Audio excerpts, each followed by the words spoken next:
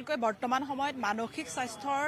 যিটো যত্ন সেই যত্ন লোৱাটো বৰ্তমান সময়ত অতিকৈ গুৰুত্বপূৰ্ণ হৈ পৰিছে কাৰণ সকলোৱে জানে খেলা ধূলাৰ অবিহনে কেতিয়াও আমি মানসিকভাৱে সুস্থ হৈ থাকিব নোৱাৰোঁ বৰ্তমান সময়ত সৰুৰ পৰা কণ কণ শিশুৰ পৰা জ্যেষ্ঠজনলৈকে তেওঁলোক খুব মানসিকভাৱে তেওঁলোক ভাগি পৰা দেখিবলৈ পোৱা যায় বৰ্তমান সময়ত মোৰ সৈতে এগৰাকী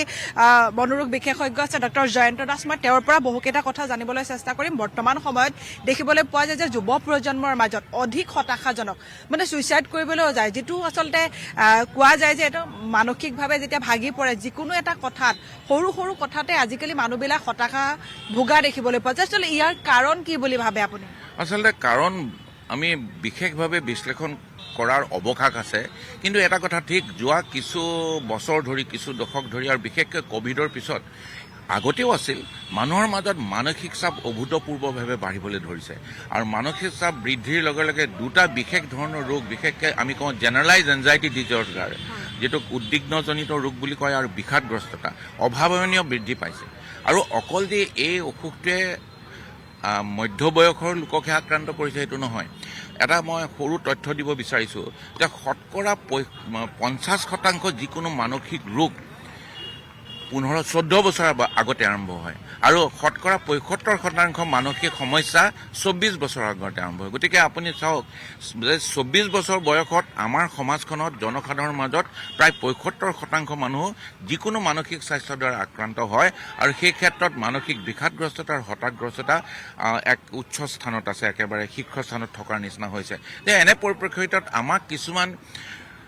চিকিৎসাৰ এনেকুৱা ধৰণৰ পদ্ধতিৰ প্ৰয়োজন হৈছে আমি চিকিৎসকসকলে চিকিৎসা কৰোঁ আমি ঔষধ দিওঁ আমি লগতে কিছু কথা আমি পৰামৰ্শও দিওঁ কিন্তু আচল কথাটো হৈছে আমাৰ জীৱনশৈলীৰ এক অভূতপূৰ্ব পৰিৱৰ্তন হৈছে আমি এক যন্ত্ৰবৎ জীৱনত আমি গতি কৰিছোঁ আমাৰ মাজত সময় নোহোৱা হৈছে আমাৰ আত্মীয়তাৰ আৰু আমাৰ যিটো কানেক্টেডনেছ সামাজিক যিটো বান্ধোন সেইবিলাক শিথিল হ'বলৈ ধৰিছে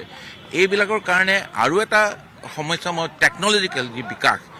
প্ৰযুক্তিৰ যি বিকাশ আৰু প্ৰযুক্তিৰ লগত ডিজিটেল যিখন পৃথিৱী হৈ পৰিছে আমাৰ সমাজখনত এতিয়া আমি কেনেকৈ কানেক্ট হৈ থাকোঁ আমি মাত্ৰ ছ'চিয়েল মিডিয়াৰ থ্ৰুদিহে কানেক্ট হওঁ হোৱাটছএপ ফেচবুক ইনষ্টাগ্ৰাম কিছু ক্ষেত্ৰত তেওঁলোকৰ এটা কিছু উপকাৰী ভূমিকা আছে যিটো মই বহুলাংশে ই আমাক বহু ধৰণে হানি কৰিছে বুলি ভাবোঁ গতিকে এই পৰিপ্ৰেক্ষিতত খেল ধেমালি গান নৃত্য নাটক এইবিলাকৰ যিবিলাকৰ আগতে আমি গোটেই মানৱ সমাজ বা মানুহৰ জীৱনত এইটোৰ এটা ডাঙৰ ভূমিকা আছে ক্ৰমান্বয়ে এইবিলাক লোপ পাবলৈ ধৰিছে এতিয়া খেলাটো এটা ডাঙৰ ষ্ট্ৰেছ হৈ পৰিছে চুবুৰীত আগতে ধেমালি কৰি খেলাৰ যিটো খেল ধেমালি সেইটো এতিয়া নোহোৱা হৈছে এতিয়া খেল প্ৰতিযোগিতা হৈছে প্ৰতিটো ক্ষেত্ৰতে গতিকে তেনেহ'লে সেইটোৱে ষ্ট্ৰেছে দিব মানসিক চাপ দিব গতিকে এনে পৰিৱেশত আমি নতুন ধৰণে অনুধাৱন কৰাৰ এটা আমাৰ সময় আহি পৰিছে যে খেল ধেমালিক আমি পুনৰ যাতে উঠি অহা প্ৰজন্মৰ মাজত আমি জনপ্ৰিয় কৰিব পাৰোঁ তেওঁলোকক যাতে আমি উৎসাহ জনাই উদগনি জনাই আমি বাহিৰলৈ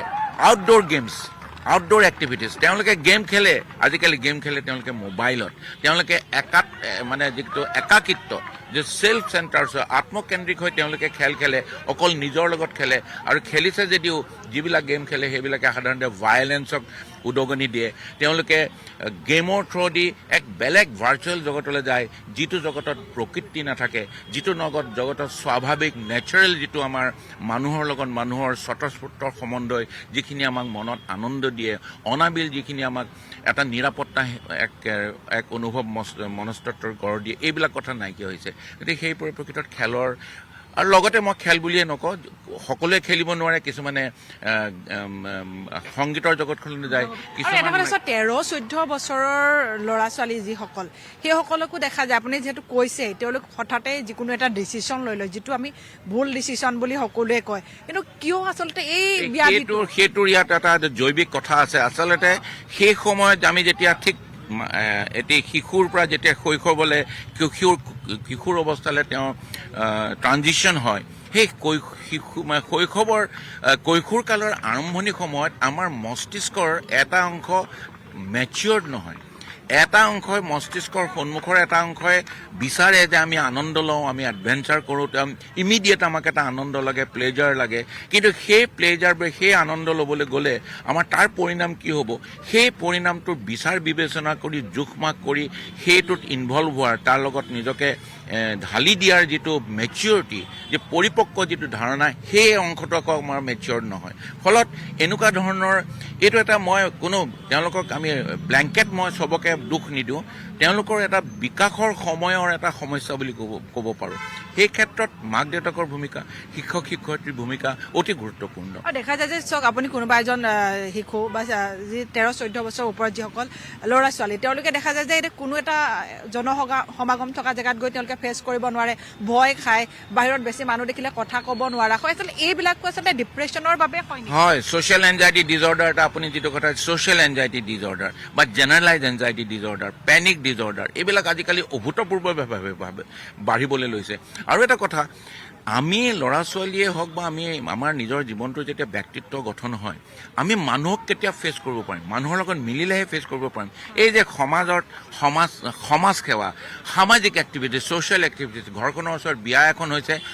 আমি যাতে তাত সকলোৱে বিয়াখনত ইনভলভ হ'ব পাৰোঁ, আমি দুই এপদ সহায় কৰিব পাৰোঁ, তেনেকুৱা ধৰণৰ কনচেপ্টবিলাক আমাৰ চহৰততো নাইকিয়া হৈছে। আজিকালি গাঁও ভূঞেও এই বস্তুটো নাইকিয়া হৈছে, সকলো আত্মকেন্দ্ৰিক হৈ যোৱাৰ নিচিনা হৈছে। সেইটো এটা পৰিৱৰ্তিত সমাজ ব্যৱস্থা। আমি সেই সমাজ ব্যৱস্থাটোত কিন্তু সেই ছ'চিয়েল কানেক্টেডনেছ, যিটো সামাজিক, যিটো আমাৰ মাজত আপোনাৰ আৰু মোৰ মাজত যিটো আত্মীয়তা, আপোনাৰ আৰু মোৰ মাজত যিটো বান্ধোন, সামাজিক বান্ধোন, এইবিলাক আমি পুনৰ কটকটীয়া কৰিব লগাৰ সময় আহি পৰিছে। বৰ্তমান সময়ত যদি কওঁ আপোনাক যদি কওঁ, হয়, মানসিকভাৱে সবল হ'বলৈ হ'লে কোন কেইটা কথাত গুৰুত্ব দিব লাগিব আমি? প্ৰথম অৱস্থাত মাক দেউতাকে, অভিভাৱকৰ শৈলীটো আটাইতকৈ ডাঙৰ কথা। মাক দেউতাকে সৰুৰ পৰা ল'ৰা ছোৱালীক কেনেধৰণে ডাঙৰ দীঘল কৰিছে, কিমান বিজ্ঞানসন্মতভাৱে আজিৰ পৃথিৱীখনত খাপ খাব পৰাকৈ, আজিৰ পৃথিৱীখনত মোকাবিলা কৰিব পৰা, প্ৰত্যাহ্বান ল'ব পৰাকৈ কেনেকৈ ডাঙৰ দীঘল কৰিছে। Parenting style is the most important issue. আৰু এই পেৰেণ্টিং ষ্টাইলৰ লগতে তাৰপিছতে আহি পৰে আমাৰ শিক্ষা বিভাগৰ জগতখন। শিক্ষক শিক্ষয়িত্ৰীৰ মানসিক স্বাস্থ্য সম্বন্ধে সুস্থ ধ্যান ধাৰণা, স্কুলৰ পাঠ্যক্ৰমত মানসিক স্বাস্থ্যৰ গুৰুত্ব দিয়া, স্কুল মেণ্টেল হেল্থ, এইবিলাক কথা যদি আমি গুৰুত্ব নিদিওঁ, উইল ফেইল। আমি নিজৰ উঠি অহা প্ৰজন্মক আমি যিখিনি দায়বদ্ধতা ল'ব লাগিছিল, আমি সেইখিনি ল'ব নোৱাৰিম। এটা কথা আপুনি যিহেতু এইটো এটা চেনেলৰ কাৰণে লৈছে, মই সকলো শ্ৰোতা দৰ্শকক এটা বাণী দিব বিচাৰিছোঁ। বাণী দিয়াটো আচলতে মোৰ ইমান জ্যেষ্ঠতা নাই, কিন্তু এটা মই পৰামৰ্শ দিব বিচাৰিছোঁ। আমাৰ মস্তিষ্কই আমাৰ মানসিক স্বাস্থ্যৰ গঠন কৰাৰ এক মূল, কিন্তু মস্তিষ্কৰ লগত পৰিৱেশ, অভিভাৱকত্ব, শিক্ষা, এই গোটেইবিলাক কথা জড়িত থাকে। এই মস্তিষ্কটোক আমি কেনেধৰণে লালন পালন কৰিছোঁ, মস্তিষ্কটো আমি জন্মগতভাৱে এটা মস্তিষ্কৰ প্ৰত্যেকটো শিশুৱে লৈ আহে, কিন্তু সেই শিশুটোক লালন পালন কৰাৰ ক্ষেত্ৰত আমি মস্তিষ্কটোৰ যিখিনি ইতিবাচক উপাদান, যিখিনিয়ে আমাৰ মস্তিষ্কৰ উত্তৰণ আৰু তেওঁৰ বিকাশত ইতিবাচক ভূমিকা গ্ৰহণ কৰিব পাৰে, সেই উপাদানখিনি আমি মাক দেউতাক আৰু শিক্ষা যোগাতে দিব পাৰিছোঁ নাই, বহু কথা নিৰ্ভৰ কৰে। আপুনি মস্তিষ্কৰ কথা যিহেতু কৈছে, মই কিন্তু এটা কথা সুধো, আজিকালি দেখিবলৈ পোৱা যায় যে মানুহৰ জীৱনশৈলীটো অলপ বেলেগ ধৰণৰ। যেনেধৰণে নিশা প্ৰায় 12-1-1.5 বজাত 2 বজাত মানুহ শুৱে, তেনেধৰণে টোপনি ভাল নহ'লে কয় যে মানুহৰ এনেধৰণৰ সমস্যাসমূহ হয়। কিন্তু নিশাৰ ভাগত টোপনিটো আটাইতকৈ গুৰুত্বপূৰ্ণ। খুব প্ৰাসংগিক কথা এটা উত্থাপন কৰিছে। হয়, মই ইতিমধ্যে কৈছোঁ যে আমাৰ জীৱনশৈলীৰ পৰিৱৰ্তনে আমাক বহু সমস্যাৰ সৃষ্টি কৰিছে।